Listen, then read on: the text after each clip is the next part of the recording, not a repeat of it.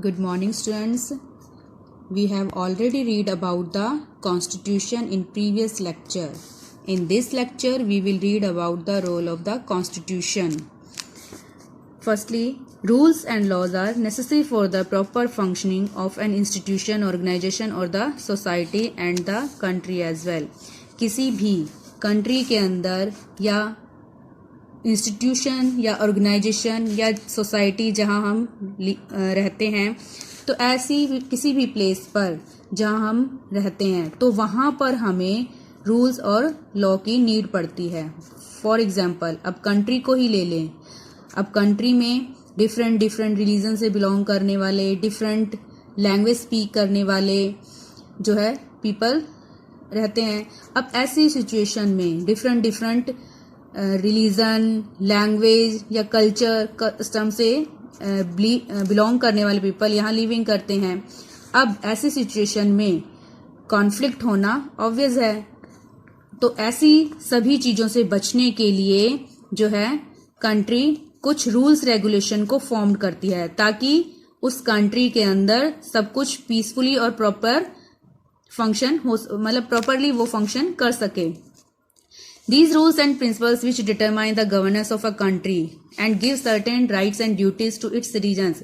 मतलब किसी भी कंट्री के अंदर वहां के रहने वाले जो सिटीजन्स हैं तो उन्हें कुछ राइट्स और कुछ ड्यूटीज, मतलब कुछ अधिकार और कुछ ड्यूटीज मतलब कुछ कर्तव्य उन्हें, या रूल्स प्रिंसिपल्स, कुछ नियम कानून या कुछ इस तरह के आदर्श जिसे सिटीजन्स को फॉलो करना चाहिए. तो ये सभी एक कॉन्स्टिट्यूशन में दिए गए हैं.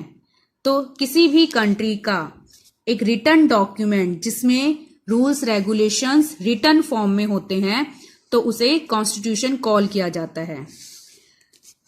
Our topic is constitution. The constitution of a country is the fundamental law of the land. Means constitution क्या है? किसी भी कंट्री का एक फंडामेंटल लॉ है जो वहां पर रहने वाले लोगों को फॉलो करना पड़ता है, या वहां पर रहने वाले कंट्री के अंदर जो भी पीपल हैं उन्हें एक ऐसा अधिकार है. कॉन्स्टिट्यूशन मतलब उसके थ्रू ऐसे कुछ फंडामेंटल राइट्स उन्हें दिए गए हैं जिसको वो फॉलो करते हैं. A constitution binds diverse people together by creating some basic law for them which are equal for everyone. अब कॉन्स्टिट्यूशन जो है मतलब हमें ऐसी यूनिटी में बाउंड करता है. अब हमारी कंट्री का ही एग्जाम्पल लें. यहाँ पर डिफरेंट कम्युनिटी या डिफरेंट रिलीजन या डिफरेंट लैंग्वेज स्पीक करने वाले पीपल रहते हैं, बट फिर भी सभी एक यूनिटी में बाउंड हैं. किसकी वजह से? Some basic laws for them which are equal for everyone. मतलब हमारे कॉन्स्टिट्यूशन में दिए हुए कुछ ऐसे लॉ दिए गए हैं जिसके थ्रू हम एक दूसरे से बंधे हुए हैं, एक यूनिटी में बाउंड हैं, क्योंकि हमारा कॉन्स्टिट्यूशन हम सभी को इक्वली राइट देता है. The constitution make us aware about the composition and structure of the government, it's power and function, the rights of the people etcetera.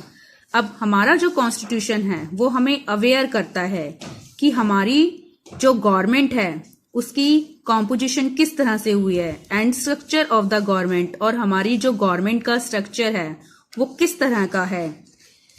It's power and function, और हमारी जो गवर्नमेंट है उसकी क्या पावर है, किस लेवल पर किस तरह से वो फंक्शन करती है, और हम जो गवर्नमेंट है मतलब उसकी क्या लिमिटेशन है, कंट्री में रहने वाले जो पीपल्स हैं उनके क्या राइट्स हैं, क्या राइट्स उन्हें कॉन्स्टिट्यूशन के थ्रू दिए हुए हैं, ये सभी हमें कॉन्स्टिट्यूशन के थ्रू पता लगता है.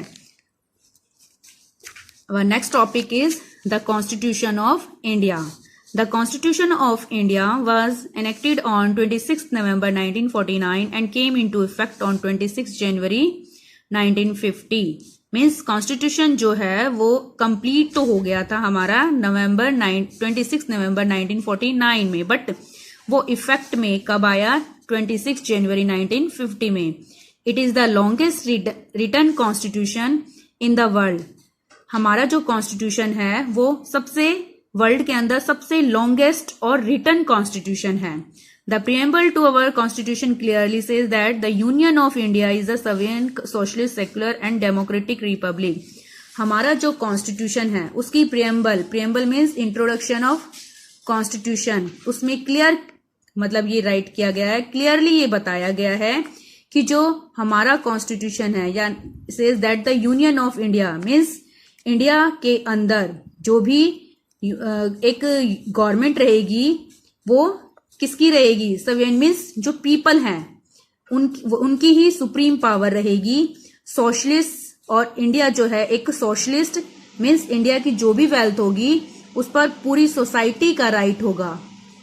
सेक्युलर मीन्स इंडिया जो है वो एक सेक्युलर कंट्री होगी। सेक्युलर मीन्स उसका कोई भी एक पर्टिकुलर रिलीजन नहीं होगा, वो रिलीजन से जो है दूरी बनाकर रखेगी अपनी।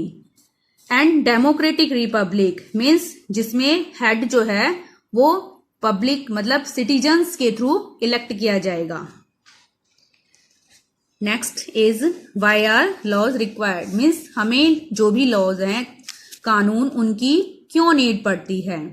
India is a democratic country. In a large country like India, people think differently, the desires and needs are different and they follow varied cultures. India जो है एक डेमोक्रेटिक कंट्री है। Democratic country means firstly we discuss about the democratic. What is democratic? Democratic is a type of government in which people's rule means people elected their representative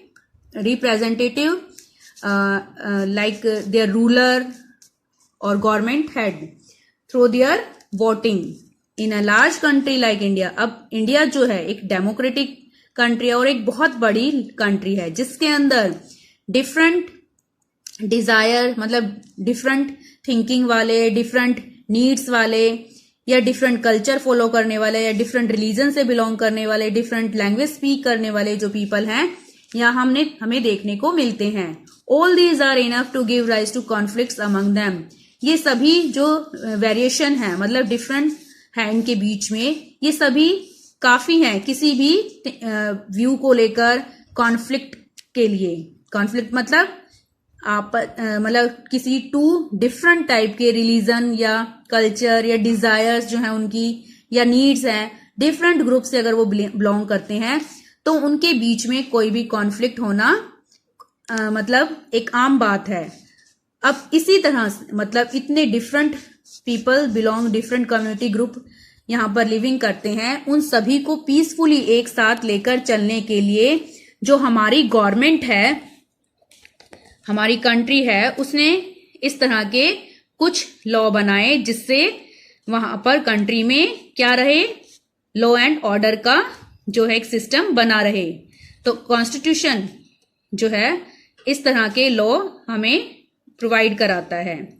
अब क्यों हमें इसकी requirement पड़ती है? To maintain law, maintain the order in the society and to ensure the welfare of the people. Laws are needed. The constitution establish the rule of law in the country means जो law है वो society के अंदर जो है order को maintain करके रखते हैं। To ensure the welfare of the people, ताकि जो भी पीपल कंट्री के अंदर रहते हैं उन सभी का मतलब सभी को इक्वली राइट मिल सके और किसी के साथ कोई भी डिस्क्रिमिनेशन ना हो और सभी को सुरक्षित रखा जा सके। किसी के भी रिलीजन या किसी के कल्चर या किसी की नीड को निग्लेक्ट नहीं किया जाता। लॉ के थ्रू सभी को इक्वलिटी राइट मिलते हैं। The constitution establishes the rule of law. हमारा जो कॉन्स्टिट्यूशन है वो कंट्री के अंदर रूल ऑफ लॉ का सिस्टम अप्लाई करता है, फॉलो करता है। इन our country the law treats everyone equally irrespective of caste, religion, gender and wealth। हमारी जो कंट्री है यहाँ पर लॉ सभी के साथ इक्वली ट्रीट करता है irrespective of caste, चाहे वो किसी भी कास्ट से बिलोंग करता हो, किसी रिलीजन से बिलोंग करता हो या किसी भी जेंडर मेल फीमेल से बिलोंग करता हो या कोई भी वेल्दी हो या पुअर हो। सभी के साथ इक्वली ट्रीट करेगा।